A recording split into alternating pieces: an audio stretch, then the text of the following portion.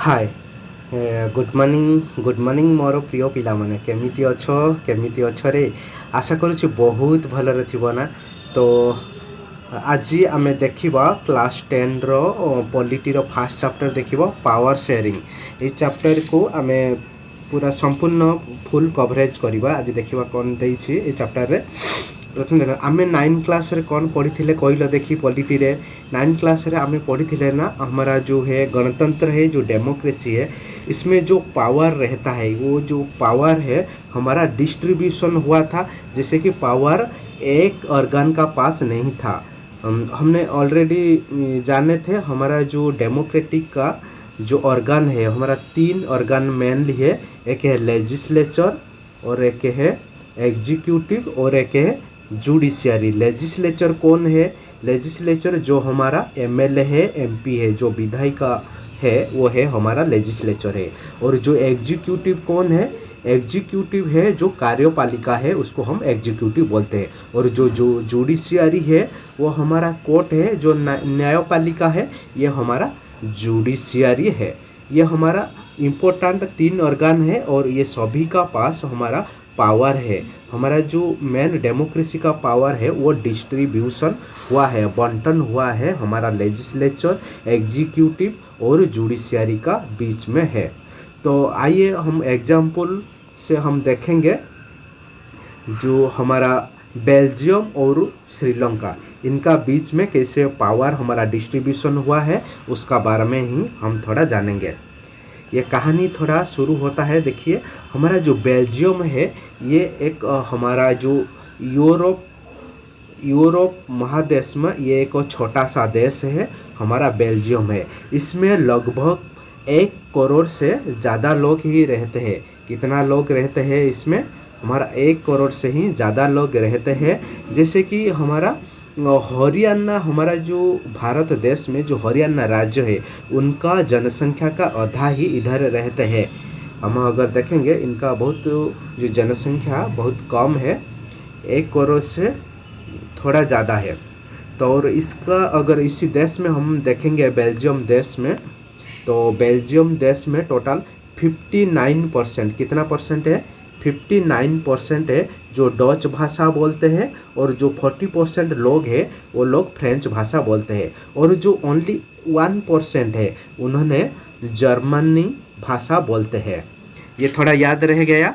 हमारा जो बेल्जियम में है 59% डच भाषाभाषी लोग रहते हैं और जो 40% है वो फ्रेंच लैंग्वेज बोलते हैं और जो 1% है वो जर्मनी लैंग्वेज बोलते हैं। तो हम थोड़ा ये देखेंगे जो हमारा जो माइनॉरिटी कैटेगरी है, जो अल्पसंख्यक जो भाषाभाषी लोग हैं वो कौन है? फ्रेंच है। फ्रेंच जैसे कि 40% है। ये जो फ्रेंच जो लोग हैं, ये जो हमारा फ्रेंच कम्युनिटी का लोग है वो बहुत ज़्यादा धनी थे और पावरफुल थे।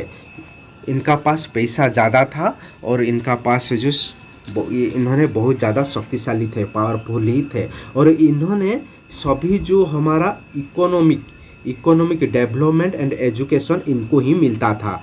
ये हमारा फ्रेंच भाषाभाषी लोगों को मिलता था। इसीलिए हमारा जो 1950 से 1960 1950 कब 1950 टू 1960 बीच में हमारा ये जो डच भाषाभाषी लोग हैं और जो फ्रेंच स्पीकिंग बोलते हैं फ्रेंच लोग हैं, इनका बीच में ज़्यादातर तनाव रहता था, ज़्यादातर टेंशन ही रहता था। तो ये अगर हम देखेंगे, ये थोड़ा देख सकते हैं, ये हमारा कैपिटल ब्रुसेल का मानचित्र है। तो इसमें जो है ये हमारा जो 1% है इसमें कौन रहते हैं? इसमें हमारा रहते हैं जर्मनी भाषाभाषी लोग रहते हैं। और अगर हम देखेंगे ये है हमारा फ्रेंच लैंग्वेज बोलते हैं। ये जो रेड कलर का है और जो ये येलो कलर का है इसमें हमारा डच भाषाभाषी लोग हैं रहते हैं। तो उसका बाद ही हम थोड़ा देखते हैं। तो in Belgium the government handle the community difference very well. इसमें जो हमारा सरकार था, बेल्जियम का सरकार था, इसमें ज़्यादातर जो अलग अलग भाषा का लोग रहते हैं इनको वो अच्छा तरीक़ा से हैंडल करते थे।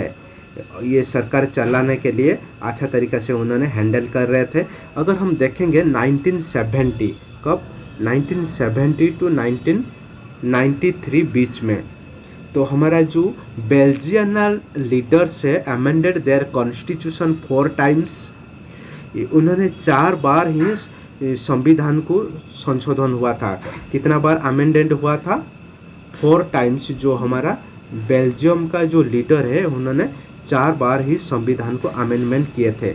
और उन्होंने एक नया मॉडल सरकार चलाने के लिए एक नया मॉडल ही लेके आए थे। और उसी मॉडल में क्या क्या था शर्त, तो वो भी थोड़ा जानेंगे ना। इसमें दे रखा है constitution prescribed that the number of Dutch and French minister are be equal. इसमें जो नया अमेंडेड हुआ है, जो नया मॉडल लेके आए हैं जो बेल्जियाना, तो इसमें क्या उसमें रूल्स था? उसमें था कि हमारा जो डच स्पीकिंग लोग हैं और जो फ्रेंच स्पीकिंग जो लोग हैं इनका बीच से जो मिनिस्टर है वो जैसे कि केंद्र सरकार में इक्वल ही रहेंगे, समान रहेंगे।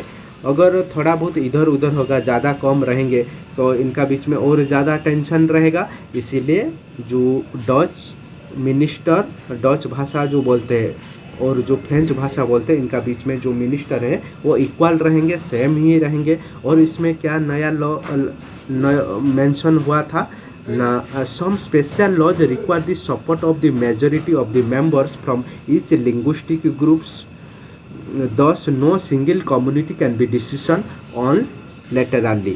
तो इसमें क्या होता है ना, तो जो मेजॉरिटी जो लोग रहेंगे, जो उनका जो भाषा भित्तिक जो कम्युनिटी रहते हैं उनसे मेंबर ही रहते हैं। तो इसलिए कोई भी सिंगल ग्रुप कुछ भी डिसीजन नहीं ले सकता है। कोई भी बड़ा कुछ डिसीजन लेना है तो कोई हमारा जो सिंगल जो कम्युनिटी का जो लीडर है उन्होंने डिसीजन नहीं ले सकते हैं।